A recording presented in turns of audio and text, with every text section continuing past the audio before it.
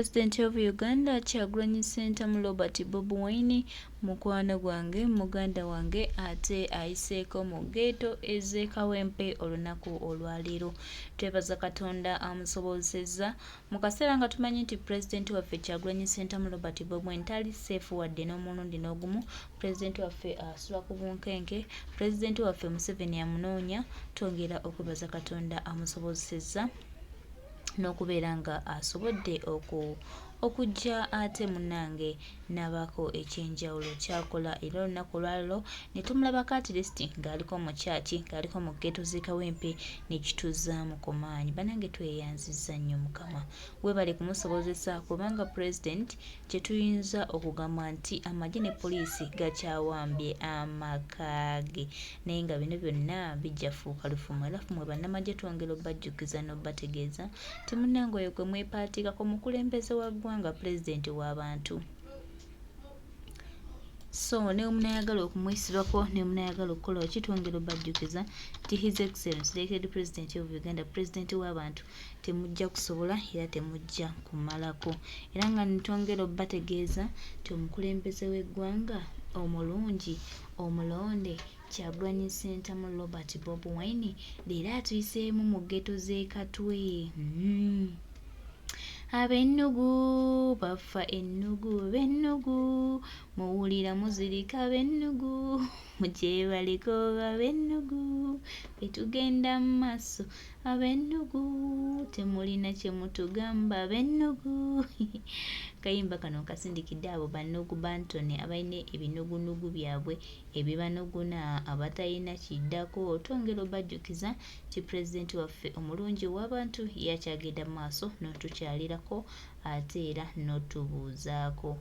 Tebalina kye batugamba, tebalina kye batugamba bano, naye nga Mukama tumwebaza olw'otukumira His Excellency Kyagulanyi Ssentamu Robert Bobi Wine. Mukama oyo nno yamusobozesezza ate olwaleero n'atubuuzaako. Tebibadde byangu ne President abikoze nga bulijjo.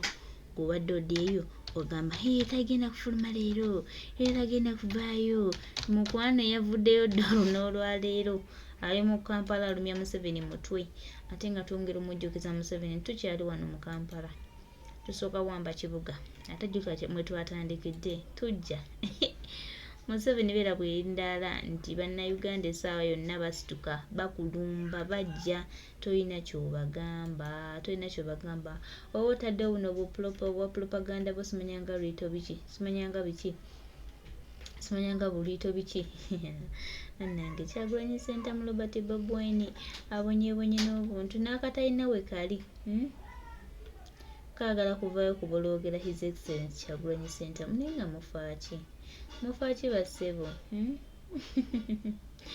Mufaaki bassebo? Twongera obbajjukiza nti mufaaki? Kiki mufa ne His Excellency Kyagulanyi Ssentamu Robert Bobi Wine? Mulowooza mugenda kumalako naye? Fenga tutambula tugenda mu maaso n'omukulembeze waffe. Mwe waliwo akasajja kano kenjagala bansomeseze naye kalito jo simanyanga kaani. Kabasajja kalyeko okugalakisa FM ndowooza baakatumye kamanyire His Excellency. Sooka owulire ebigambo byekamwogeddeko naye nga twongera okujjukiza nti tebuno tebutubuwa budde. Ennyumba kyenjogerako mukitunuulire muddemu ku magezi mutavumye wabula ngambye bugaamize. Njagala nnyo abato abatali mu sitwago yammwe benjogerako. Oyo omuvubuka ayina ebyokukola bwafunamu go on. Gwe lindako ono gayi yani, ono gayi simanyi liito jjo empologoma kakati mwe bakyale saba kayimba tukakokobere abaniga kasabe tukakokobere. Hey man basajja mmwe mutwagaza ki? You know, banaye mutunule mu kamera with some sense. Wetunuze mu kamera ngogenda kujja yogere sense ate mu bukakamu so si mukuyomba. You know, ate banaye twegendereze nnyo amannya ge twetuuma. You know, you call yourself little. And whatever comes out of your mouth is also little. You know, little jo. Nebi kuvamo bili little. Mwewa boy. Bwe mutuule mabega wa bu microphone obwo ne muweereza ku mpewo z'eggwanga. Bantu mmwe temulowooza nti muli ba kitalo nnyo, muli ba kabi nnyo. Anyway, mwandibadde ba kabi nnyo nga you're knowledgeable. Nga mumanyi ebitambula mu ggwanga era mubirinako idea. And this is the guy. Olipira ekintu ky'otalinako na idea. Oyogera ku kwekalakaasa. Omanyi ne constitution y'eggwanga kyeragira munnansi. Yegwe omanyi constitution ekuwa betu ki, ekuwa mwaganya ki, era ekulagira kukola ki? Ye wali osomye, wali otutobudde n'oyita ne mu constitution n'ogisoma. Abaffe omanyi ensonga ereetera bannansi okwekalakaasa. Okwekalakaasa kumenya mateeka oba kukkirizibwa mu constitution. Era constitution ekuwa ensonga lwaki oba olina okwekalakaasa. Kulabyawo ngwe njagala maama wabankabe kutiya gasi nga mulwadde mu nnyumba. But these guys. Mama wabamukobe katiya gasi nga mulwadde mu nnyumba. Kankoboza. Buli lunaku towulirayo bannakazadde b'eggwanga abafa nga bafiira mu sweta gwe gy'oyita theatre nga bagenza okuzaala. Ng'ekibaviirako okufiira mu ssanya sweta oba theatre.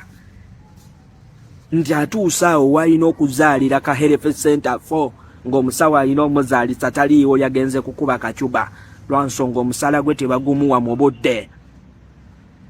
Ng'atuusa awo ku ka health center 4 ng'akatanda kwalina okuzaalira tekaliiwo kali kaabaliko.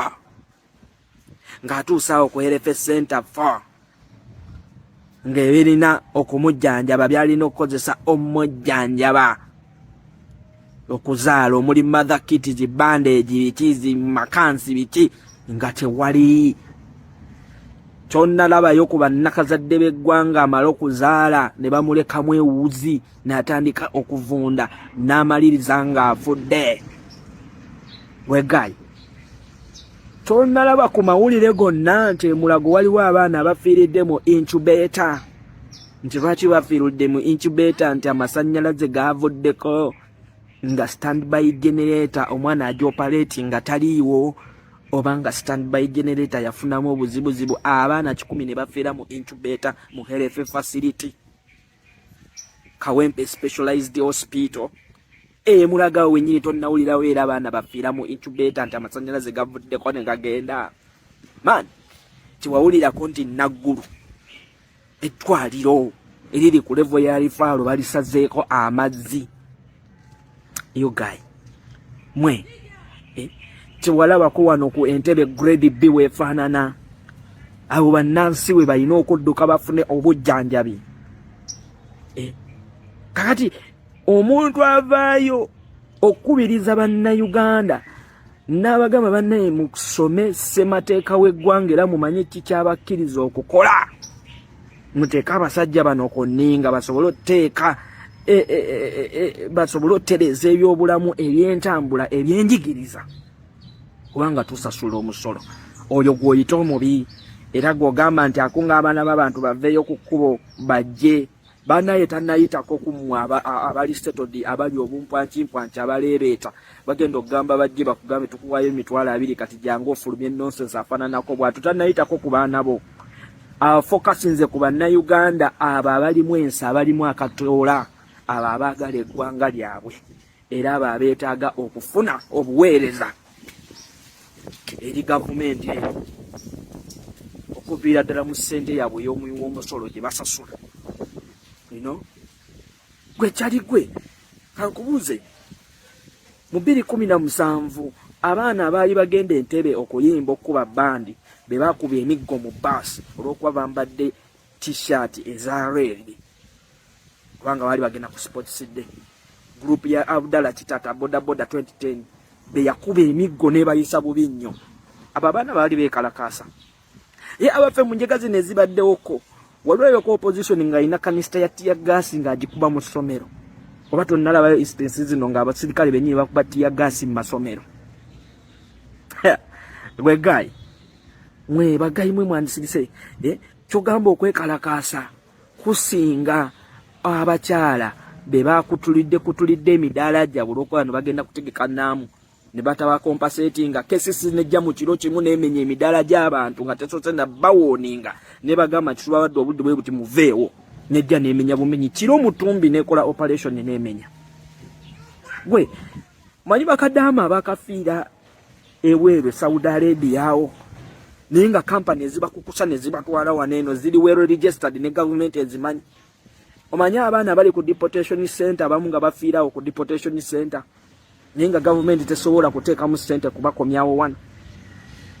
We guy mwe bagayi musiriikengako man, teri agenda kubanenya man, teri agenda kubanenya naye gwe wonna avaayo nti nze ghetto advisor mwe bamabeere. Mabeere what man? That's not reasoning. Fe balasita twabamanya nti lasita aba n'obwongo boye nga bukola. Kati mwe tulabayo balasita nga gwe nga bebe cool. Tetukyewuunya lasita mwe tewalabako wano ku Entebbe grade B weefaanana. Abo bannansi we balina okudduka bafune obujjanjabi. Kakati omuntu avaayo okubiriza bannayuganda n'abagamba bannaye musome ssemateeka w'eggwanga era mumanye kikyabakkiriza okukola. Muteeka abasajja bano ku nninga basobole otereeza ebyobulamu eby'entambula ebyenjigiriza kubanga tusasula omusolo. Oyo gw'oyita omubi era gw'ogamba nti akunga abaana b'abantu baveeyo ku kkubo bajje. Banaye tannayitako kumwa abali settled abali obumpwankimpanki abaleebeeta bagenda okugamba bajje bakugambe tukuwayo $20 kati jangu ofulumye nonsense afaananako bwatu. Tannayitako ku baana bo. Focusinze ku bannayuganda abo abalimu ensi abalimu akatoola abo abaagala eggwanga lyabwe era abo abeetaaga okufuna obuweereza eri gavumenti okuviira ddala mu ssente yaabwe y'omusolo gye basasula. Gwe kyali gwe kankubuuze mu 2017 abaana abaali bagenda Entebbe okuyimba okuba bandi be bakuba emiggo mu baasi olw'okuba bambadde t-shirt eza red kubanga baali bagenda ku sports day. Group ya Abdallah Kitata boda 2010 be yakuba emiggo ne bayisa bubi nnyo. Abo abaana baali beekalakaasa. Ye abaffe mu njega zino ezibaddewoko waliwo ko opposition nga ina kanista ya tia gas nga agikuba mu ssomero. Oba tonnalabayo instances zino nga abasirikale bennyini bakuba tia gas mu masomero. Gwe guy mwe bagayi mwe mwandisirise kyogamba okwekalakaasa kusinga abakyala be bakutulidde emidaala gyabwe olw'okuba bagenda kutegeka naamu ne bataba compensatinga cases nejja mu kiro kimu n'emenya emidaala gy'abantu nga tesoose na bawoninga ne bagamba kitulabadde obudde bwe buti muveewo nejja n'emenya bumenyi kiro mutumbi n'ekola operation n'emenya.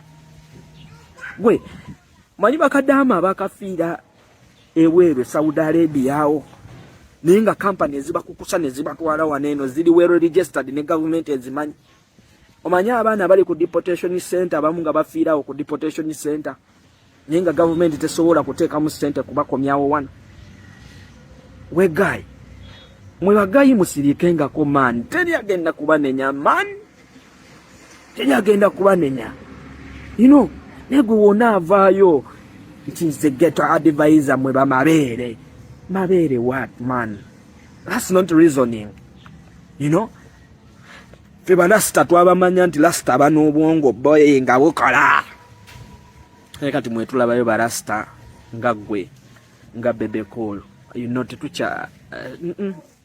Tetukyewuunya lasita oli okuyita lasita muganda wange man oba olowooza naye era tetugenda bawa mwaganya mwe baniga mmwe tetujja gubawa abo obusente bwe musaba bwe bawo obutoletole mujje mutubejjagalire tetugenda bakkiriza tubejjagalira.